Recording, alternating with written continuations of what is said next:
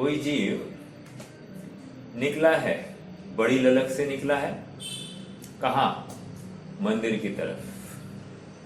अब देखो, ललक, भावनाएं, उत्कृष्ट कहा जा रहा है मंदिर की तरफ। और कुछ ऐसे संयोग बन जाते हैं कि मंदिर को चलते चलते राह में पड़ती हुई मधुशाला की ओर उसके कदम मुड़ जाते हैं। मधुशाला, मधुशाला मतलब शराब खाना। कहाँ निकला था? मंदिर की तरफ। तुच्छ वस्तु है ये मधुशाला, लेकिन वस्तु में कुछ वस्तु की वजह से ये भूल नहीं गया है, ये स्वयं अपने मार्ग को भूलकर वहां पर गया है। राइट? उसी प्रकार कोई जीव कितनी ललक से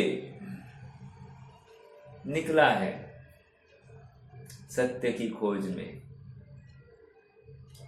सच्ची ललक से निकला है सत्य की खोज में, लेकिन मार्ग में कुछ ऐसे आड़ंगे, ऐसे अवसर आ जाते हैं कि सत्य को छोड़ असत्य को ही अपनाकर, उसी को सत्य मानकर वही रम जाता है और सत्य से कोसों दूर बना रहता है। गंभीरता से विचार करना, कदाचित ये हमारी दास्तान होगी, हमारे जीवन की कथनी कुछ ऐसी ही होगी। गंभीरता से विचार करना कि क्या हम असत्य में ही सत्य की कल्पना करके वहीं पर संतुष्ट है क्या? क्योंकि इम्पॉसिबल कुछ नहीं है। जीवन आना, कर्म नाना, लब्धि नाना विद कही। अनेक प्रकार की लब्धियां, अनेक प्रकार के भाव है जीव के, और कौन जीव कैसे भाव करे ये भगवान भी उसको मात्र जान सकते हैं, लेकिन कुछ बदल नहीं सकते। मतलब अच्छी ललक से निकला हुआ जीव, शुद्धात्मा की प्राप्ति के लिए निकला हुआ जीव, असत्य में ही अटक कर वहीं पर धर्म की कल्पना करके संतुष्ट, मतलब जीव तत्व को प्राप्त करने के लिए निकला है। ये सत्य की खोज थी, ये ललक थी, ये भावना थी। और निकलने के बाद किसी अन्य वस्तु को जीव तत्व मान लिया जो कि अजीव तत्व थी। अब उसी के इर्द गिर्द में अपना पूरा जीवन स्वाहा कर देता है, और इसको लगता है कि परिणामों की मंदता ये धर्म का परिचायक है। इसको लगता है कषाय की मंदता ये धर्म का परिचायक है। वहां पर आत्मा का निवास होता है। बहुत गंभीर बात है विचार करना। मात्र कषाय मंद करने से कोई उपलब्धि नहीं, मात्र आत्मा की चर्चा करने से कोई उपलब्धि नहीं। ये सब सत्य की खोज में बैठते ही नहीं है। सत्य की खोज में मेरी शाश्वत वस्तु, जिसका कभी पर के साथ एकत्व ममत्व हुआ ही नहीं है। सत्य की खोज मतलब मेरी शुद्ध एक टंकोत्पूर्ण ज्ञायक स्वभावी वस्तु, जिसमें अनादि अनंत की सर्वपर्याय उत्कीर्ण है, किलित है, चित्रित है, क्या क्या विशेषण लगाए हैं। ऐसे सब ज्ञेयों से युक्त मेरी वस्तु एकदम मस्त है, कहो तो ज्ञेयों से रहित है।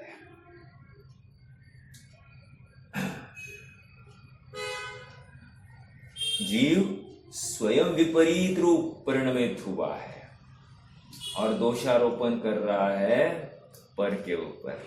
ऐसा संभव नहीं है। समय सार आप सबके पढ़ने में कितना आया है मैं नहीं जानता, लेकिन एक समय सार के अंतर्गत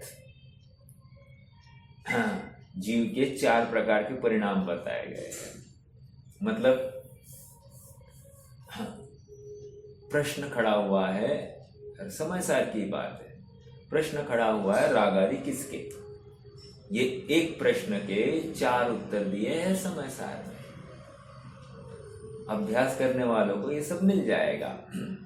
कैसे कैसे है मेरे चार एक प्रश्न क्या है, राग आदि किसका। सीधा तर्क देता हूं मैं। ये लड़का किसका, इतने से प्रश्न के ऊपर सारा खेल खड़ा हो जाएगा।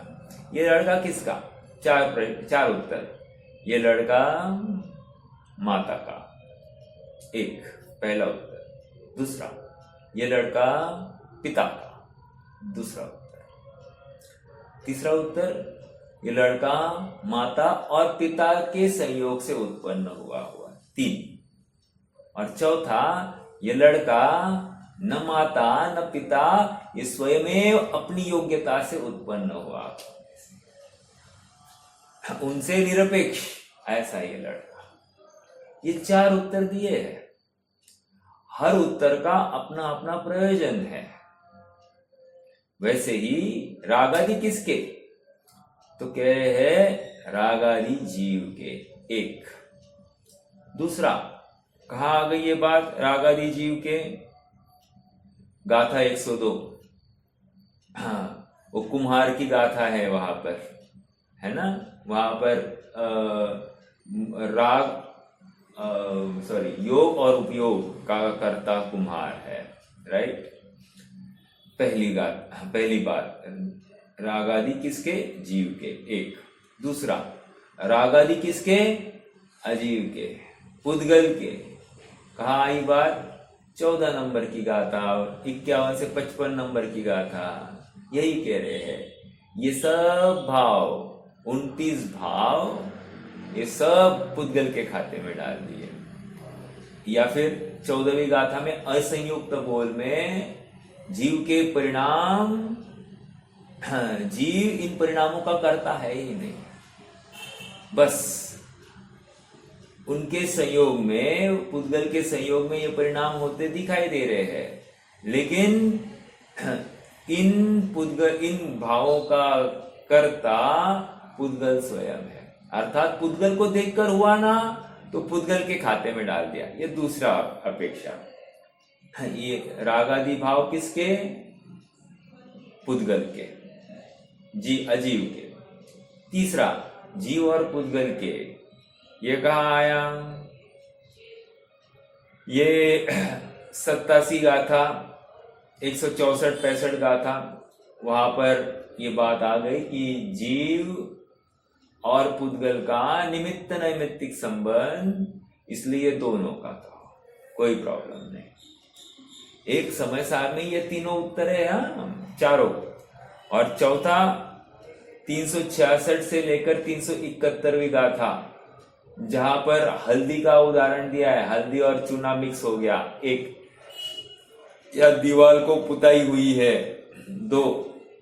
तो ये सब प्रश्न वहां पर खड़े किए हैं कि ये पुताई किसकी, दीवार की या पुताई की। तो वहां पर सब कुछ, या वो रंग किसका है, तो रंग अपना अपना स्वतंत्र है, उसमें ना किसी अन्य का उसमें योगदान है। वैसे हल्दी और चूने का रंग है क्या, ये लाल रंग, तो कह रहे ना हल्दी का ना चूने का, ये लाल रंग अपना स्वतंत्र है। तो ऐसे 4 प्रकार के उत्तर है। कोई ना कोई प्रयोजन लेकर खड़े हुए हैं प्रश्न, और उन्हीं प्रयोजनों में उत्तर भी दिया गया है। एक ही राग आदि को 4 बार अपेक्षाओं से घुमाया है। अब हमारी जिम्मेदारी बनती है कि हम कहाँ खड़े हैं और हमारे लिए कौन सा समाधान कार्यकारी है। ये निर्णय हमको करना है। ये निर्णय कोई दूसरा आकर हमारे लिए नहीं करेगा। हम कहाँ गलत है, इसका संशोधन, इसका परिमार्जन, प्रतिलेखन हमको अपना अपना करना है। कदाचित हमको लग रहा है कि हम मार्ग में हैं, लेकिन अफसोस हम मार्ग से विमुख हुए हैं। गंभीरता से विचार करना, अपने को बिल्कुल भ्रम में नहीं रखना, ठीक है। हाँ, गलत का अनुकरण करता हुआ कोई भी जीव सत्य मार्ग में रह ही नहीं सकता, चाहे कितनी भी मंद कषाय क्यों ना हो। गलत का अनुकरण स्वीकार ही नहीं है इस मार्ग में। चलिए हम 200 नंबर की गाथा प्रवचन सार की संपन्न कराए हैं। अब उसके पश्चात ये जयसेन स्वामी की एक गाथा है, उसको अपन पढ़ते हैं। देखो लगभग सेम मीनिंग है, कोई विशेष मीनिंग नहीं है, पढ़ते हैं। देखो दंसन संसुद्धाणम, पेज नंबर 461 461। दंसन संसुद्धाणम सम्मन्नाणो वजोगजुत्ताणम औवाबाधरदाणम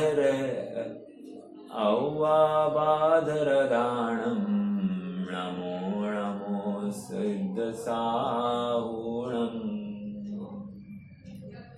इसका हिंदी अनुवाद, सुशुद्ध दर्शन ज्ञानमय उपयोग अंतरलीन जिन, बाधा रहित सुख सहित साधु सिद्ध को शत नमन हो।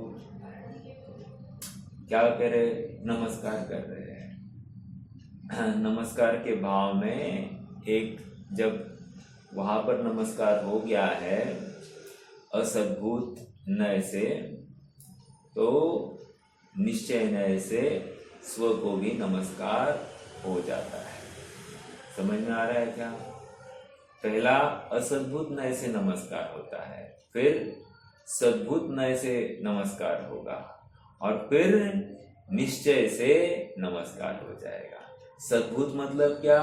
भावासना, अपने ज्ञान को मुख्य करके उसी का चिंतन मनन कोलन, और उसके पश्चात वो विकल्प भी हटता हुआ स्वभाव में ही स्थित होता हुआ जो परिणाम है, जो परिणति है, उसी को सर्व ओर से ध्याती हुई जो परिणति है, वही शुद्ध उपयोग, वही सच्चा नमस्कार। ठीक है, देखो पढ़ते हैं, बहुत सरल है। दर्शन से संशुद्ध सम्यक ज्ञान रूप उपयोग से सहित निर्बाध रूप से स्वरूप लीन सिद्ध व साधुओं को बारंबार नमस्कार हो। निर्बाध रूप से स्वरूप लीन सिद्ध व साधुओं को बारंबार नमस्कार हो। आचार्य जयसेन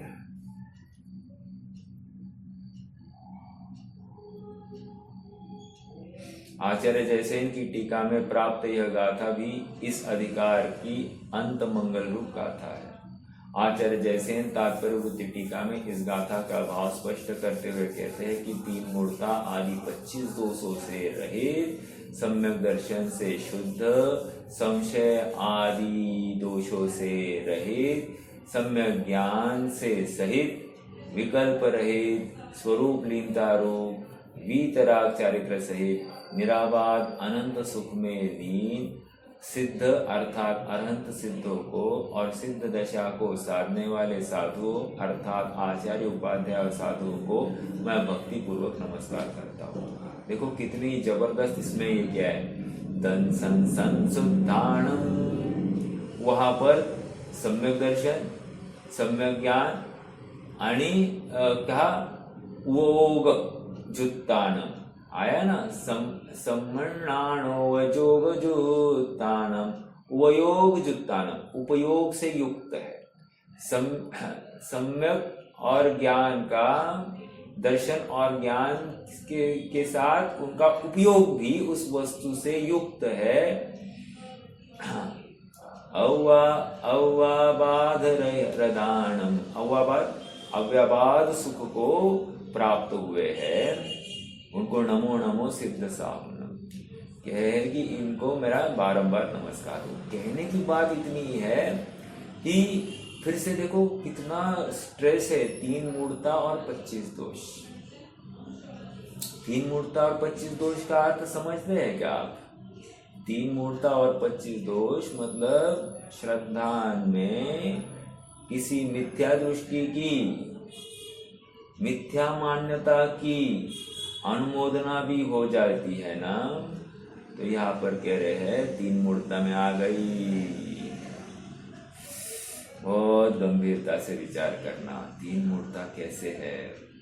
देव गुरु शास्त्र, देव गुरु धर्म संबंधी विपरीत सोच रखने वाले को नमस्कार हो गया। ये 3 मूढ़ता, और एकदम इजीली होती है ये बात। और ऐसे दुकान बहुत जन लगा कर बैठे हैं, बहुत जन। विचार करना वो दुकान की क्या लायकात है, आधार क्या है। आधार वीतरागता है क्या? भले ही वीतरागता की बात करते होंगे, लेकिन वीतरागता का स्वरूप अन्य प्रकार से कहते होंगे। क्योंकि जिनके जीवन में नहीं है, जिनके जीवन का आधार ही सरागता है, वो वीतरागता की क्या बात रखेंगे। देखो, आधार सरागता है मतलब क्या? जीवन जीने की शैली सरागता है। वहां पर किंचित मात्र भी खेद नहीं कि हम राग से युक्त है या हम वीतरागता के प्रेमी हैं। समझ में आ रहा है? चलिए देखो क्या कह रहे हैं यहाँ पर।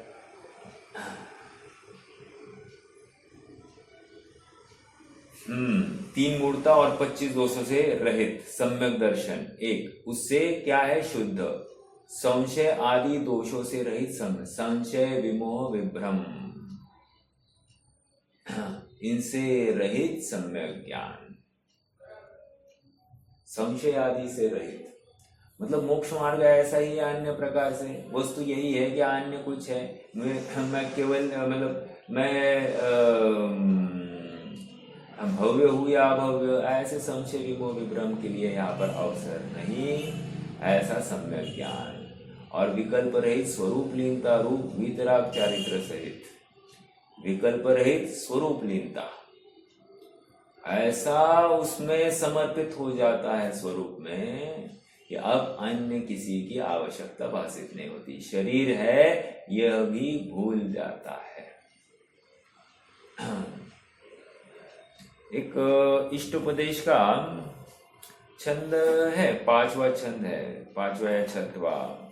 वहां पर बात यह आई है कि सम्यक दृष्टि को, 6वां है, सम्यक दृष्टि को वासना इच्छा कड़ी हो गई तो उसको रोग जनित दुख की भाव भासना होती है। वासना मात्रमेव तत् सुखम दुखम च देहिनाम तथा युद्वे जयन्ते ते भोगा रोगा इवापदी। मैं जैसे रोगों को भोगता हूँ, वैसे मुझे ये वासना के फल में उत्पन्न राग द्वेष या सुख दुख मुझे उस जाति के दुख रूप भाषित हो रहे हैं। सुख दुख मतलब इसको लौकिक सुख दुख की बात चल रही है। समझने की बात इतनी है कि हम कहाँ खड़े हैं, इसका विचार हमको करना चाहिए। हमारे भाव में कौन ऊर्ध्व है, इसका निर्णय कर लेना। ठीक है, चलिए अब आगे ध्यान रहे, मूल गाथा में सिद्ध और साधुओं का उल्लेख है, पर टीका में सिद्ध से अरहंत और सिद्धों को,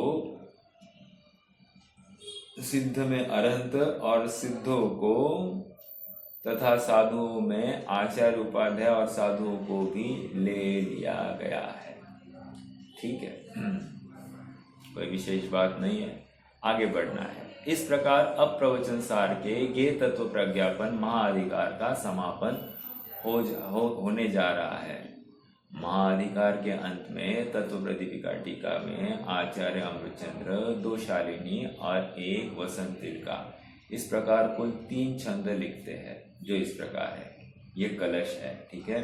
देखो समय सार में 275 कलश है, और यहाँ पर देखो 11वां 12वां चल रहा है, 200वीं गाथा हो गई। तब वहाँ पर 11वां 12वां मेरे ख्याल से 10वीं गाथा के आसपास ही है, या 14वीं गाथा के आसपास। हाँ, समझना अभी अपन पढ़ते हैं। ये थोड़ा सा मेरा छंद में धुन में कुछ कमी है, मैं पकड़ नहीं पा रहा हूँ, चलो ठीक है। जैनं ज्ञानं गेय तत्व प्रणेत्रुर् स्फीतं शब्द ब्रह्म समय सम्यक् विगाय संशुद्धात्मा द्रव्यमात्रैकवृत्त्या नित्यं युक्ते स्थीयते स्माभिरेवम्। क्या कर रहे हैं देखो। जैनं ज्ञानं गेय तत्व प्रणेतृर् स्फीतं शब्द ब्रह्म सम्यक् विगाय। जैनं ज्ञानम, हिंदी का अनुवाद देख लीजिए। गेय तत्व के ज्ञान के प्रतिपादक जो शब्द, उनमें डुबकी लगा कर निज में रहे अशब्द। क्या कह रहे हैं? जैनम ज्ञानम, जैनम ज्ञानम मतलब क्या?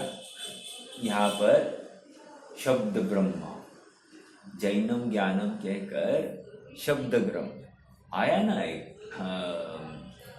देवशास्त्र गुरु के पूजन में आया है। शब्द ब्रह्म जिनवाणी, शुद्ध ब्रह्म निज आत्मा, है ना वो। तो कह रहे शब्द ब्रह्म मतलब जिनवाणी।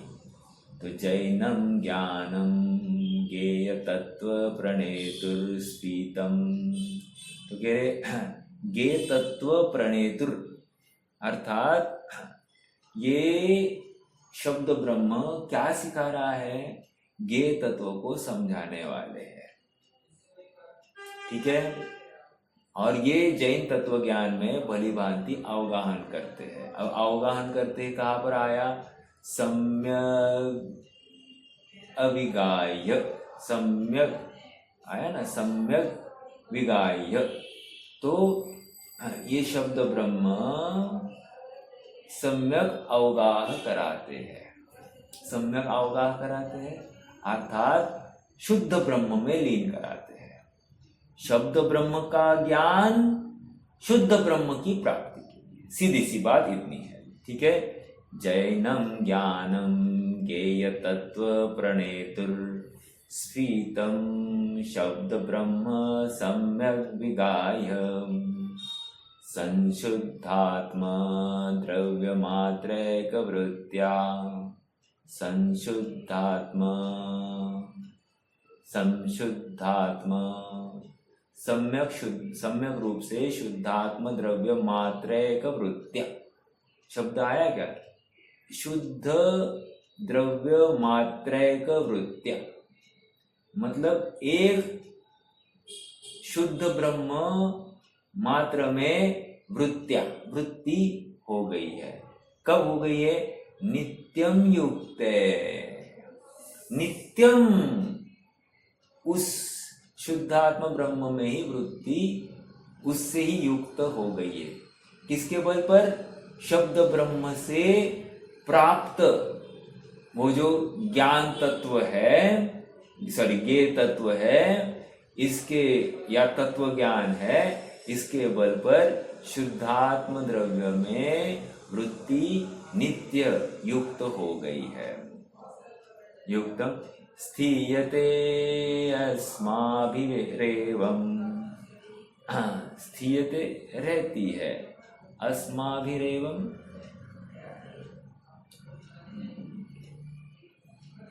वृत्ति सदा युक्त रहती है। अस्माभिरेवम् का कोई यहाँ पर विशेष अर्थ खोला नहीं है, ठीक है। हाँ देखो, हिंदी अनुवाद डॉक्टर साहब ने बहुत अच्छा किया। ज्ञेय तत्व के ज्ञान ज्ञेय तत्व के ज्ञान के प्रतिपादक जो शब्द, क्या है ये शब्द ब्रह्म, ठीक है। उनमें डुबकी लगाकर, उनमें मतलब उस शब्दों का पहले भावाभासन करना। भावाभासन किया, भावाभासन करना मतलब क्या आया, देखो पहले शब्द को सुनना, असद्भुत उपचार, राइट। असद्भुत मतलब पहले नए का विषय हो गया, फिर उसका भावाभासन किया। तीसरा नय शुभ भाव, ठीक है।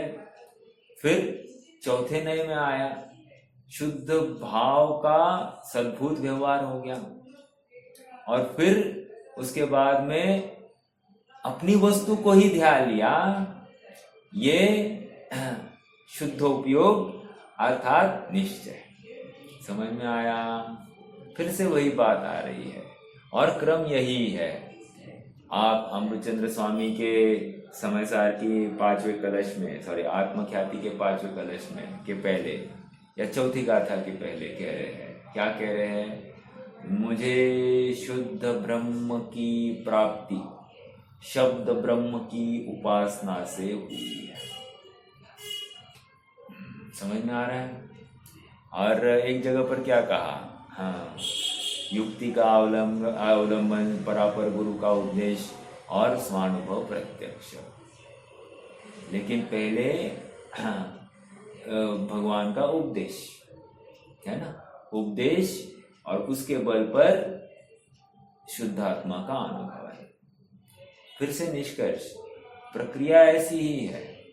किसी अन्य को उपदेश मिले नहीं मिले वो अगली बात है, लेकिन हम और आपके लिए तो अब ये निश्चित हो गया है, क्या अपने लिए वो अधिगमज वाला, सॉरी निसर्गज वाला ऑप्शन अपने लिए नहीं है। अपने लिए अधिगमज, वर्तमान में अधिगमज ऑप्शन है, ठीक है। अब उसका विकल्प नहीं करना कि होता है कि नहीं होता है।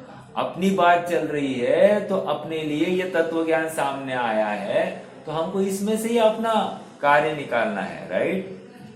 अब ये मिलने के बावजूद भी अगर ये भटक गया, जैसे आज स्टार्टिंग करी थी, क्या निकला है अच्छी ललक से आत्मा की प्राप्ति के लिए, और मधुशाला जैसा या रास्ते में अन्य कोई विकल्प आ गया, उस विकल्प में ही रुक गया और उसी को आत्मा मान बैठा है, उससे आत्मा की प्राप्ति होगी ऐसा मान बैठा है, वही मुझे इस शिखर पर चढ़ाएगा ऐसा मान बैठा है।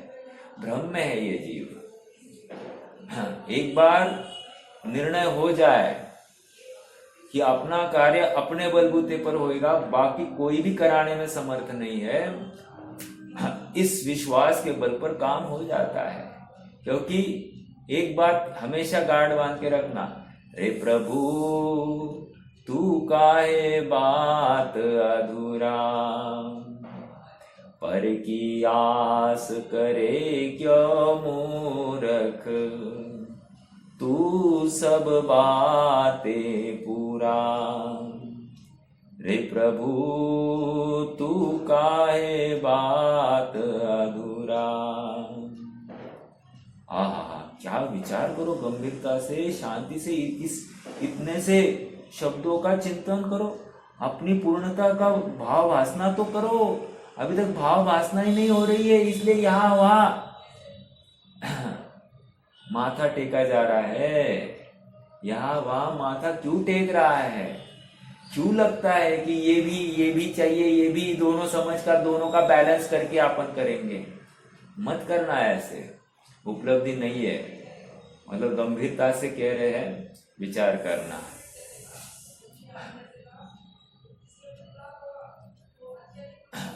तो क्या आ गई बात? ये तत्व को समझाने वाला शब्द ब्रह्म। देखो, ब्रह्म शब्द का अर्थ क्या होता है?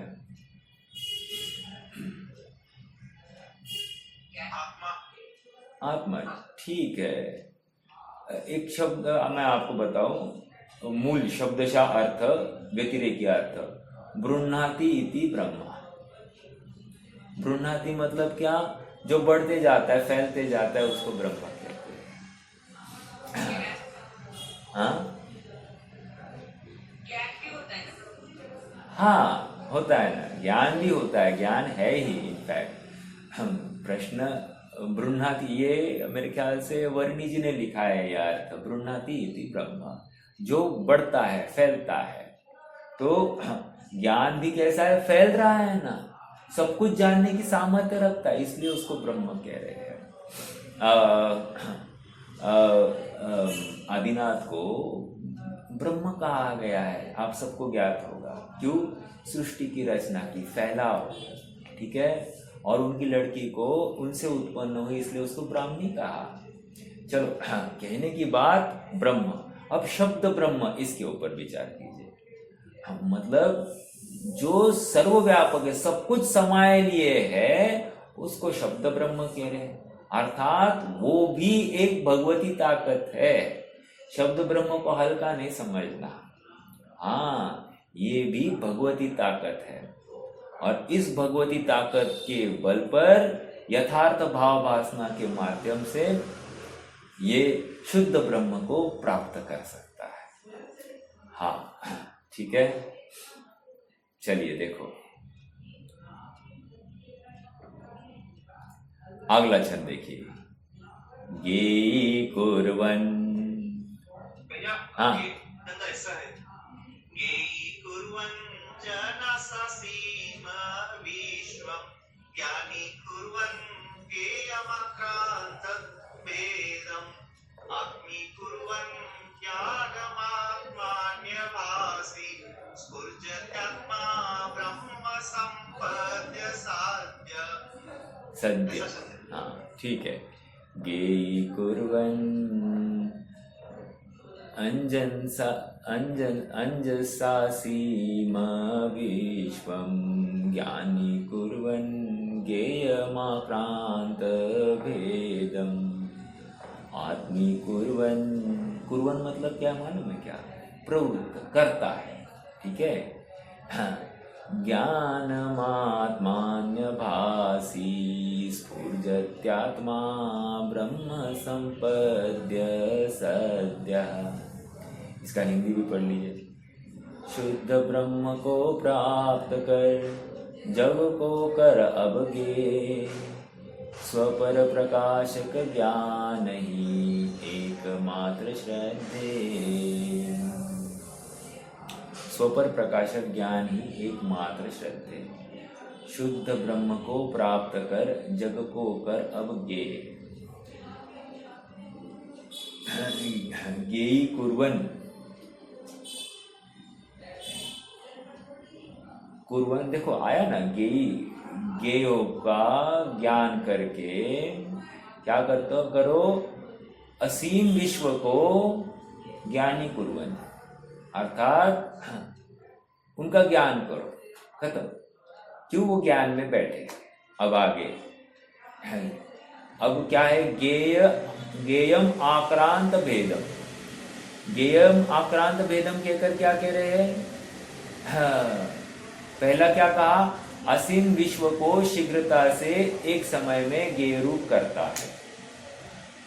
मतलब ये समस्त विश्व के वस्तुओं को एक समय में गेय रूप करना, एक। अब गेय रूप किया, फिर उसके बाद में क्या किया? भेदों को प्राप्त गेयों को ज्ञान रूप करता है। अब भेद दिखाई नहीं देते, उसको ज्ञान दिखाई दे रहा है। अनंत गेय होते हुए भी उनको गेय नहीं देख रहा है, वे भेद ही गायब हो गए, उसको एकमात्र ज्ञान दिखाई दे रहा है। ज्ञान दिखाई दे रहा है मतलब अपना आत्मा। ज्ञान दिखते ही आत्मा दिखाई है, ये समझ लेना। उसके बिना ज्ञान दिखता ही नहीं है। तो एक समय में क्या किया? समस्त गेयों को ज्ञान रूप कर दिया। और आगे क्या कह रहे हैं? आत्मी कुर्वन्, क्या है? आत्मी कुर्वन् ज्ञानमात्मान्य भासी। अब इसमें क्या? गेय को एक क्षण में ज्ञान रूप किया। अब ये ज्ञान को आत्मी कुर्वन्, अब क्या है? ज्ञान रूप करता हुआ और ज्ञान को आत्मरूप करता हुआ। पहला ज्ञान रूप किया, अब ज्ञान को क्या किया? आत्मरूप किया। आत्मीकुर्वन् ज्ञानमात्मान्य भासी स्फुर्जत्तात्मा ब्रह्म संपद्य सद्य। स्फुर्ज आत्मा स्फुरायमान होता है, अति उल्लास, उत्साह, समझ में आ रहा है? वो आनंद की एक फुहार, वो एक आह्लादपना, अनाकुलता। स्फुर्जत्तात्मा ब्रह्म संपद्य सद्य, दैदीप्यमान हो रहा है, अर्थात अपने आत्मा को प्राप्त कर रहा है। कलश में शब्दों के ऊपर बहुत जबरदस्त उनका चुनाव है और बहुत भाव उसमें भरा है। मतलब आत्मा को प्रेरणा, मतलब आत्म प्राप्ति की प्रेरणा कैसी दी? पहले गेयों का ज्ञान कराया, और गेयों के ज्ञान, गेयों में इतने सारे गे हैं, त्रिकालवर्ती असीम गे को एक क्षण में ज्ञान रूप कर दिया। अगले एक क्षण में वो ज्ञान रूप को आत्म रूप कर दिया। अब आत्म रूप कर दिया तो अब उसी को ध्यान रहा है ना, वो उसी में स्फुरायमान हो गया है ना, आत्मा दिख रहा है, और क्या चाहिए? उसी में लीन है, रममान है। देखो अब पढ़ते हैं नीचे, अब दोनों का भाव पढ़ेंगे, 10वां और 11वें कलश का। 10वें कलश का देखो भाव इस प्रकार। गे तत्व को समझाने वाले शब्द ब्रह्म रूप जैन तत्व ज्ञान में भली भांति अवगाहन करके, भली भांति अवगाहन का अर्थ समझता है क्या? भली भांति अवगाहन मतलब यहाँ पर तर्क, परीक्षा, सब कुछ आ गया। मात्र सुनने तक की बात नहीं है, मात्र अपने को लगने तक की बात नहीं है। यहाँ पर जैसा वस्तु स्वरूप है, एक जैसा ये मोक्ष मार्ग में चले हैं, जैसे वस्तु को ध्याकर ये मोक्ष मार्ग में चले या मोक्ष को प्राप्त हुए, वैसा ही निर्णय मुझे अपने ज्ञान में करना है। भली भांति शब्द ब्रह्म से आत्म वस्तु का जैन तत्व ज्ञान में भली भांति अवगाहन करके अच्छे से अवगाहन करो। हाँ, गलती मत करो।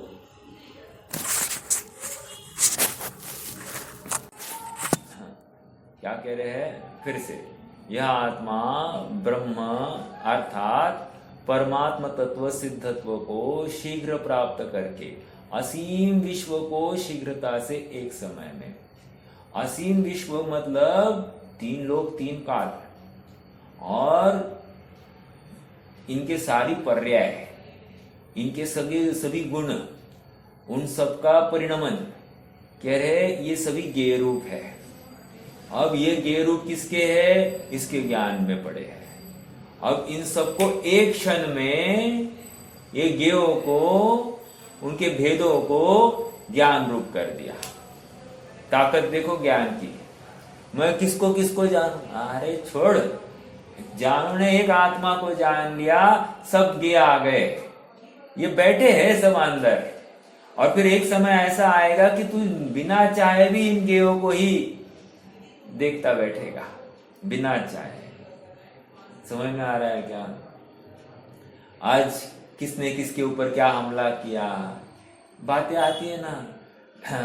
सुबह सुबह हम थोड़ा सा न्यूज़पेपर देखने की एक भावना होती है। न्यूज़पेपर नहीं तो कोई यूट्यूब पर न्यूज़ देख लेता है, कहीं ना कहीं न्यूज़ देख लेता है और जानने की जिज्ञासा खड़ी होती है। उस समय मात्र इतना करना कि ये तो मेरे ज्ञान में ऑलरेडी उत्कीर्ण है। अब क्या करना है? बस ज्ञान में उत्कीर्ण कहकर क्या किया? ज्ञान दिखाई दिया, और ज्ञान दिखाई देने पर आत्मा दिखाई देना चाहिए। ये वो प्रोसेस है। क्षणार्ध में गेयों को, अभी एक गेय भी हो तो भी वो भेद रूप कर रहा है, तो भेद को अभेद रूप ज्ञान में देख लो, और ज्ञान दिखाई दे रहा है तो आत्मा देख लो। बस ये प्रोसेस है। भगवान को अनंत ज्ञेय है, असीम है। हमारे सामने एक हाथ दो चार है ना, तो हमारे लिए तो लिमिटेड है ना, हमारी औकात कम है तो ठीक है ना, लेकिन हम उसमें भी भेद ही कर रहे हैं, अभेद नहीं कर रहे हैं। समझना, यह आत्मा ब्रह्म अर्थात परमात्मा तत्व सिद्धत्व को शीघ्र प्राप्त करके असीम विश्व को शीघ्रता से एक समय में ज्ञेय रूप करता हुआ, भेदों को प्राप्त ज्ञेयों को, अब दूसरा पॉइंट, भेदों को प्राप्त ज्ञेयों को ज्ञान रूप करता हुआ। दो, एक एक क्षण की बात है। पहले क्षण में 3 लोग 3 काल जान लिए, आ गई बात। अब ये भी कथनीय है, ये भी कथनीय है। सिद्ध व्यक्ति थोड़ा ऐसा कर रहा है। जिस समय में 3 लोग 3 काल जानने में आए, उसी समय में वे ज्ञान रूप है, उसी समय में वे आत्म रूप है। वाह, समझ में आ रहा है क्या? ये तो हमको समझाना है, अगले क्षण में, अगले क्षण में, ये तो प्रोसेस बता रहे हैं। भेदों को प्राप्त ज्ञेयों को ज्ञान रूप करता हुआ और ज्ञान को आत्मा रूप करता हुआ दैदीप्यमान हो रहा है, स्फुरायमान हो रहा है। उक्त छंदों के भाव को स्वामी जी इस प्रकार स्पष्ट करते हैं। इस प्रकार ज्ञेय तत्व को समझाने वाले सर्वज्ञ बिना और कोई नहीं है। देखो कितनी बड़ी बात कहाँ से लाई, शब्द ब्रह्म के ऊपर से लाई। शब्द ब्रह्म मतलब क्या है? शब्द ब्रह्म मतलब जिनवाणी। जिनवाणी का बखान करने वाला, उपदेश करने वाला कौन? सर्वज्ञ। समझ में आ रहा है क्या? इस प्रकार ज्ञेय तत्व को समझाने वाले सर्वज्ञ बिना और कोई नहीं है। वीतरागता प्रकट होने पर सर्वज्ञता प्रकट हुई और दिव्य ध्वनि में जो वस्तु तत्व का परिपूर्ण स्वरूप प्रकट हुआ, उससे शब्द ब्रह्म कहते हैं। आप सबको पता ही होगा, तीर्थंकर का जो जीव है वो पूरे गृहस्थ अवस्था में वो किसी को उपदेश देता नहीं। एक अब जो आती है ना बातें कि वो हमेशा तत्व चर्चा ही करते है ना, महावीर की बात आती है, तत्व चर्चा ही करते बालक तीर्थंकर आदि आदि। तो अभी लिखने वाले की बात है। मूल बात तो ये है, ये किसी को उपदेश देते नहीं। एक दूसरी बात क्या है? मुनि अवस्था हो गई, अखंड मौन साधारण करते हैं, फिर से वे उस काल में भी किसी को उपदेश देते नहीं। दो, देते नहीं मतलब देने का भाव आता ही नहीं, आत्म साधना ही उनको सर्वोपरि भाषित होती है। ओके, और फिर जब मोह ही चला गया है, ऐसी केवल ज्ञान की अवस्था प्रकट होते ही वाणी स्वयमेव सर्वांग से खिलती है। समझ में आ रहा है क्या? तो दिव्य ध्वनि में जो वस्तु तत्व का परिपूर्ण स्वरूप प्रकट हुआ, अब यहाँ पर ना समझाने का भाव है और सब कुछ प्रत्यक्ष दिखाई दे रहा है। दर्पण तल इव सकला।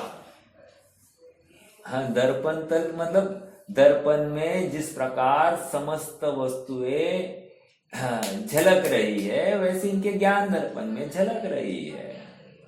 अब जो झलक रहा है उसी को देखकर जान रहे हैं और उसी का निरूपण स्वयमेव हो रहा है। आश्चर्य, स्वयमेव, ये शब्द के ऊपर थोड़ा सा गौर करना। स्वयमेव हो रहा है, वे हमारे प्रति राग है इसलिए नहीं है, ठीक है, हमारे प्रति करुणा भाव है इसलिए वो वचन नहीं निकल रहे।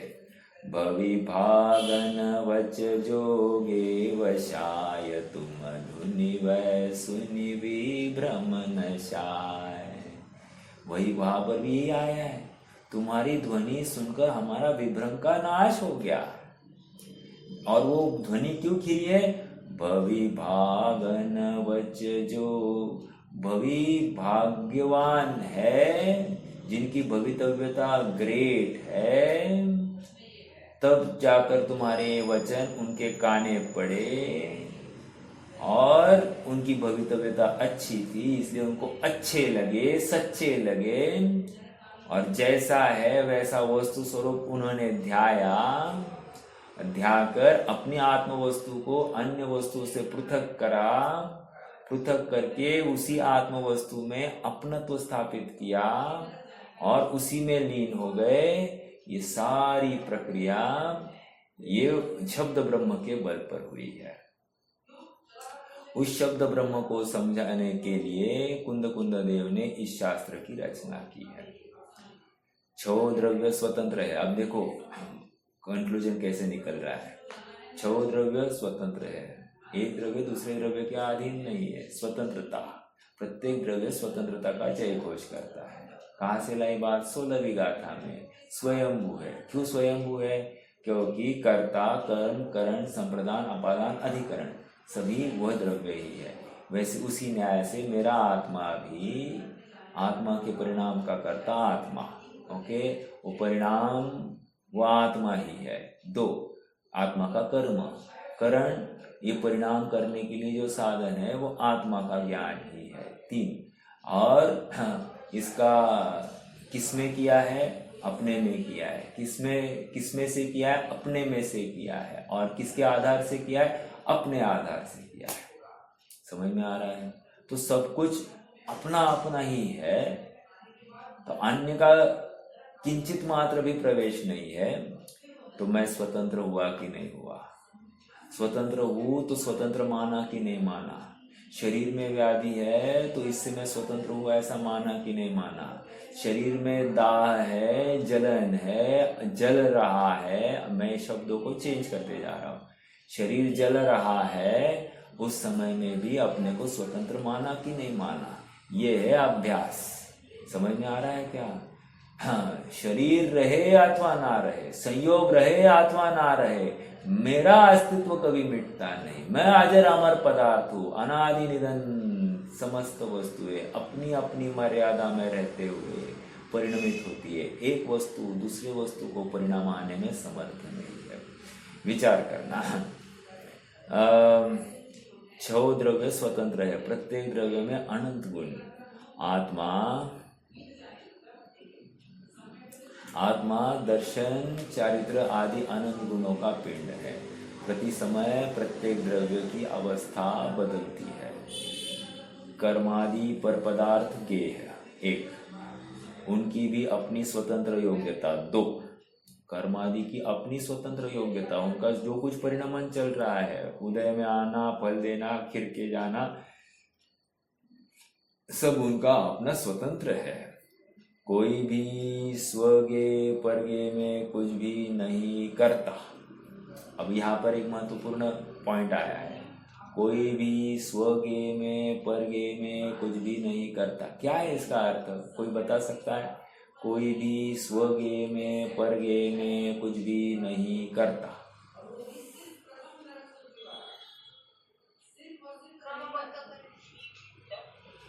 ठीक है, वस्तु स्वातंत्र, बहुत अच्छा। अरे स्वगे में और परगे में कुछ नहीं करता, मतलब परगे में तो कुछ करने की, वो तो गेय है, राइट? गेय में हमको ज्ञान देखना है एक।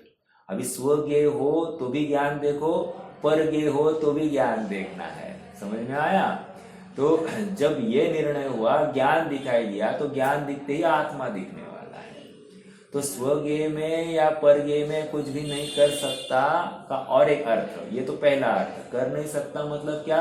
करने की भावना नहीं है अब वहां पर। आज तक कर रहा था ना, आज तक वही कर रहा था। अब उसको समझ में आया ये गे में मेरा ज्ञान उपादेय है और ज्ञान में मेरा आत्मा उपादेय है, इसलिए अब आत्मा को ही ध्यान है, यही मेरे लिए संकट मोचक है। बाकी सब संकट है। ये परगे, ये स्वगे, इनमें कुछ करूं, ये तो संकट है। अब पर में तो कुछ कर नहीं सकता, हाँ एक। अब स्व में तो कर सकते हैं, कह रहे स्व में भी नहीं कर सकता। क्यों नहीं कर सकता?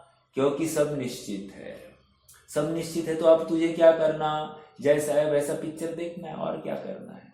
जैसा है वैसा पिक्चर देखना है और देखते हुए अपने आत्मा को ध्याना है और क्या है। तेरा प्रयोजन आत्मा को ध्याना था ना, तो आत्मा को ध्याना। नहीं नहीं मेरी इच्छा के अनुसार वो स्वगे तो परिणमित हो जाए, फिर से जिद कर रहा है तुम। ज्ञानमय तुझे देखना है अपने आप को और ज्ञानमय होकर आत्मामय देखना है, यही प्रोसेस है। नहीं नहीं ज्ञान में तो देखूंगा लेकिन मुझे पहले सम्यक दर्शन सम्यक ज्ञान। अरे भाई तू फिर से आत्मा को छोड़कर पर्याय में अटक गया, तू वस्तु को छोड़कर अवस्तु में बैठ गया। समझ में आया? जिस वस्तु के अवलंबन से तेरा काम होने वाला है उसी वस्तु को ध्याना। जिस वस्तु के अवलंबन से तेरा कल्याण नहीं होगा उस वस्तु को छोड़ देना। समझदार व्यक्ति की यही निशानी है।